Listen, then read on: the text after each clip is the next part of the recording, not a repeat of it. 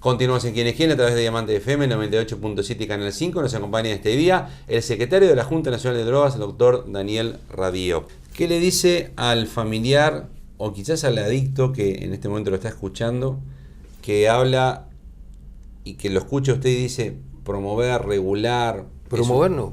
Bueno, promover el uso regulado de las drogas, no el uso ilegal de las drogas, no que se consuma droga por consumir. Y que le dice, mi hijo no puede más con esta adicción, no podemos más con él, mi hija no podemos controlarla, yo no puedo controlar mi situación. ¿Qué le dice a esa persona con todo lo que usted está explicando? La primera cosa es que hay que ayudarlos para que... Dice, no podemos más, Radío, lo hemos intentado internar, no hay lugares, se interna y se escapa.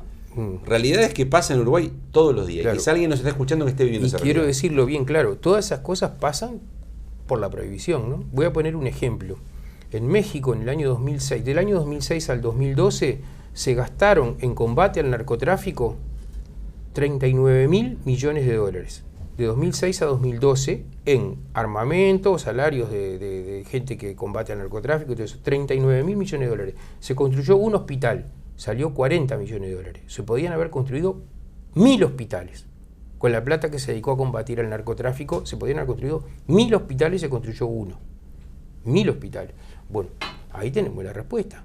La lucha, la lógica de guerra. ¿Usted no pondría un peso en combatir y pondría todo en hospitales? No, yo lo que creo es que la vida es mientras tanto. Mientras tanto tenemos que ver cómo resolvemos, pero lo que tiene que estar en el horizonte es todo este dinero alguna vez tiene que venir para acá. No para esto, porque la lógica en Uruguay de guerra... se pone mucho dinero en hasta equipos especializados de la policía para combatir al narcotráfico. ¿Usted le rebajaría dinero a eso y pondría más lugares como el Portal Amarillo, por ejemplo? En la misma medida en que nosotros logremos que el campo de la prohibición se reduzca y todo esté en el mercado regulado, a ver, ¿qué pasaba históricamente? ¿Qué pasaba antes que no se prohibía? La gente usaba drogas, lo mismo. ¿Y por qué no había el problema social que hay ahora? Porque tenía problemas con el uso y se trataba. Bueno, y hoy tendría que pasar. Pero usted haría un desplazamiento del dinero, entonces. Por supuesto. Se lo saca a la policía y se lo pone en lugar de rehabilitación. No es sacárselo a la policía, porque además, ¿qué quiero decir yo con esto? Esto es un proceso gradual, no es sacar el dinero, es cambiar los ejes de la política. A continuación, Pero quien nos está escuchando ahora, Radio dice, es ahora el problema que tengo yo. Es ahora el problema que tiene. Pues entonces, por eso digo, no entreveremos las cosas. Una cosa es la discusión política de largo plazo, otra cosa es lo que hay que hacer ahora. Ahora lo que hay que hacer es resolver esos problemas y ayudar. Cuando los usos problemáticos de drogas cuando los usos de drogas pasan a ser un problema, son una patología. ¿Y qué tiene Uruguay para responder a las patologías? El Sistema Nacional Integrado de Salud. Que hace poca cosa. Bueno, pero eso es lo que inventamos los uruguayos para responder a la patología. Pero usted sabe que no consigue camas, no consigue especialistas. Pero ¿qué pasa con eso? Usted lo sabe eso. Pero ¿qué pasa con eso? Si yo tengo una apendicitis y voy al hospital y no hay cama y no hay cama y no hay lugar de internación, ¿con quién me enojo? ¿Con quién me enojo? ¿Con el presidente de la República o con el centro? ¿A quién le reclamo? Bueno, eso tiene que pasar igual.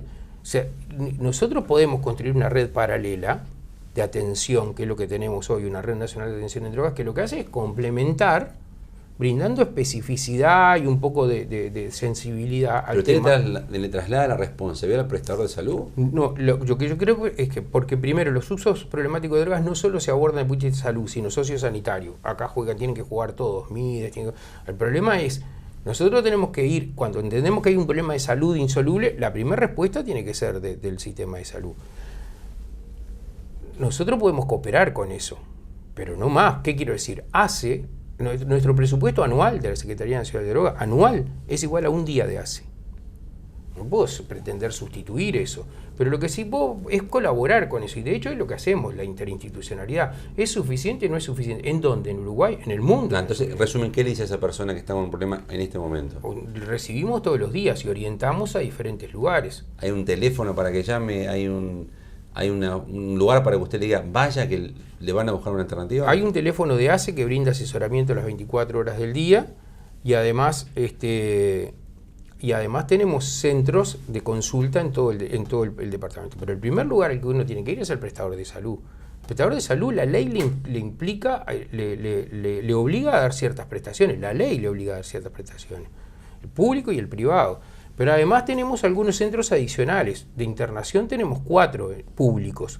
el portal amarillo, el Jawel. ¿Usted sabe lo que cuesta conseguir una cama en el portal amarillo, no? Sí, yo sé, ¿no? Bueno, pero esa es la otra Porque cosa. hay poquitas camas ahí. Esa es la otra cosa. ¿Quién indica la internación? A mí me ha pasado de un montón Se de supone gente que un psiquiatra. o un médico, por lo menos, o un personal de la salud. El problema es que a mí me llaman diciendo, yo quiero internarlo. Está bien, yo entiendo, pero la indicación, primero, no la tiene que hacer un político y tampoco la tiene que hacer un familiar, la tiene que hacer un técnico. Entonces, la decisión de internar no es una decisión que se toma desde la política. Es decir, el problema de las leyes esas que deciden internar. ¿Pero habría que ampliar las camas, por ejemplo, del portal amarillo? ¿Tendría que haber más espacio? Ojalá que sí, pero sobre todo hay que fortalecer lo que yo digo que es el primer nivel de atención, que es que haya mucha más capacidad de tratamiento ambulatorio y de seguimiento de los usuarios. ¿Y eso es posible para un adicto en ese nivel? En algunos casos sí. Cuando es incipiente. En algunos Después casos que ya sí. está... La mayoría de los casos se podrían resolver ambulatorio. La mayoría de los casos se podrían resolver ambulatorio. Algunos no. Y esos son lo que hay. Como en todas las otras cosas. O sea, ¿qué hay más en la atención de la salud? ¿Camas de hospital o policlínicas para atender a la gente? Bueno, eso que vale para todas las otras patologías también vale. Llega un momento que hay que internar. Pero no es que internar, porque la única lógica, porque hay como una apelación al pensamiento mágico en eso, es creerse que la internación, o sea, la reclusión, la privación de libertad, además a continuación, va a resolver el problema. Mire la cantidad de gente que tenemos privada de libertad y no se resuelve su problema de adicción. Si yo tengo apendicitis y me internan, no me resuelven la apendicitis, tienen que ver qué hacen ahí después. Y hay un montón de cosas previas que podrían haber evitado, capaz en el caso de la apendicitis no, pero es un mal ejemplo, pero hay un montón de cosas que podrían evitar que uno termine internado. Bueno, pero para eso hay que fortalecer el primer nivel de atención, que yo creo que sí que está flojo en el Uruguay para la atención de drogas, ¿no? Y que tendríamos que fortalecer, mucho más que tener centros de internación. ¿Qué quiere decir? ¿Que con los centros de internación que tenemos es suficiente? Respuesta, no es suficiente, tenemos que tener más. Para eso hay que invertir recursos. Mides ha hecho esfuerzos enormes. ACE ha hecho esfuerzos enormes. En este periodo, en este año, se aprobó en el Parlamento un proyecto de salud mental y adicciones que brinda muchos más recursos para fortalecer lo que hay y para crear nuevas cosas. Paradoja, quienes nos reclaman más recursos para esto, cuando fue ese pedido al presupuesto, decían, ¿por qué no le damos esa plata para aumentarle el sueldo a los soldados? Todos se acordarán, ¿no? Nos querían sacar la plata. ¿Usted le está pegando a Cabildo Abierto ahora? No le estoy pegando a nadie. ¿Cómo que no? No, estoy contando una cosa que pasó, que es que nos reclaman para la atención, pero el día que el presidente decide, mira esta plata para la atención, no, vamos a dársela para aumentar el sueldo de los soldados. Pero pues sean consistentes por lo menos, ¿no? Doctor Daniel Radío, secretario de la Junta Nacional de Drogas, gracias por haber estado en Quienes Quieren. No, al contrario, gracias a ti por haberme invitado al programa y un saludo para la audiencia de la radio y para los televidentes. Gracias a usted por acompañarnos en un programa más. Les recordamos como siempre, hora principal de emisión de Quién es Quién, jueves 22:30 horas en Canal 5. Dios mediante, entonces nos encontramos en un próximo Quién es Quién. Gustavo Vanescayan, que le habla de salud, le recuerda que esto ya es historia.